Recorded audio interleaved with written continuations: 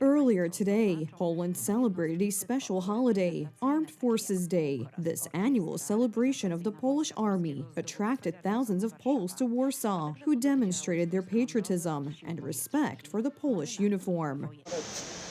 First, the ceremonial changing of the guard at the tomb of the unknown soldier. Then, the laying of wreaths by the president, the marshal of the Sejm, and the Minister of National Defense. And finally, the salute, which could not be missing on such an important holiday for the soldiers of the Polish army.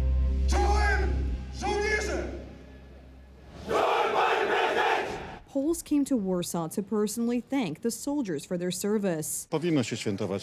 Such celebrations should be held so that young people can see how we adults behave and our patriotic attitudes. Whether it is national holidays or Polish identity in general, this tradition and these values should be upheld.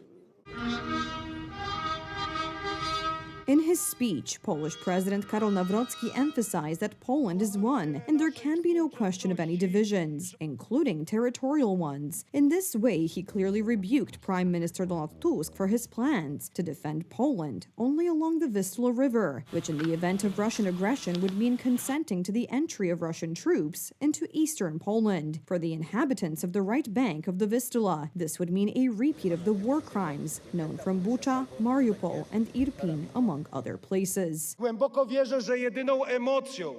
I deeply believe that the only emotion that will be present in the new national security strategy and in the implementing documents will be the emotion of the Polish raison d'etat. There will be a clear declaration to defend every centimeter and every scrap of Polish soil, because Poland is one and the Vistula line is not its border.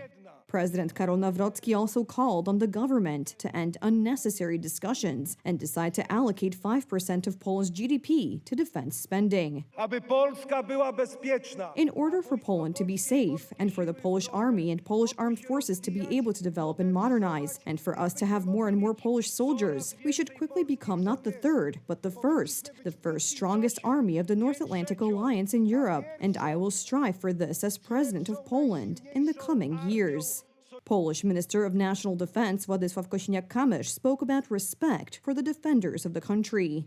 The homeland is not defended only by the army, nor is it defended only by state structures, but by the entire nation, conscious of its rights and obligations. Of course, the Polish army is at the forefront today, as it was then. I bow my head, and together we bow our heads before the sacred Polish uniform. But today's celebration is not only for those who wear the uniform, but for those who carry Poland in their hearts. And that is why, as every year, the Polish Armed Forces Day attracted crowds of Poles. Many of them came to Warsaw from the most distant parts of the country. This is the first time we have participated in such a ceremony, because we are from Silesia, so we came here especially for this, and we are very impressed, very much so. Yesterday we had the opportunity to walk along Wisłostrada and see the huge amount of equipment and troops that had gathered there. And this is the culminating moment of the Armed Forces Day celebrations, a ceremonial parade attended by 4,000 soldiers and 300 pieces of military equipment.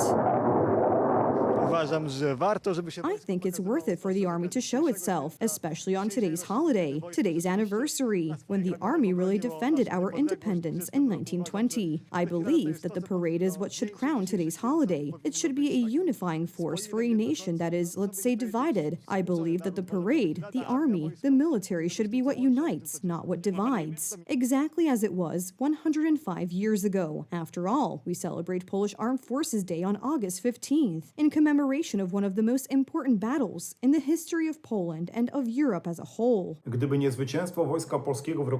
it weren't for the victory of the Polish army in 1920, it would be difficult to imagine modern Poland. We would not have been able to create our own independent sovereign Polish state, which could raise a generation of Poles who would later fight for a free Poland after World War II. Finally, it is difficult to imagine Europe, at least the part of Central and Eastern Europe, which would have been largely flooded with Bolshevism in 1920.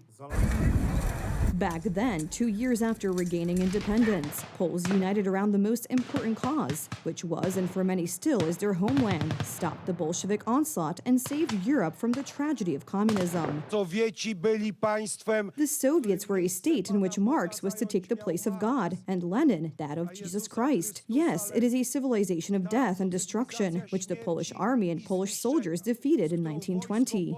Today we are once again threatened by danger from the east, the tragic death of Sergeant Mateusz Sitko, who was murdered while defending the Polish border, shows how real this threat is. A wreath was laid on his monument by the head of the National Security Bureau, Professor Sławomir Cęckiewicz. On the anniversary of the Polish victory over the Bolshevik invasion, for the first time in history, the Polish armed forces also demonstrated their strength on the Baltic Sea, where a naval parade was organized by the Polish Navy.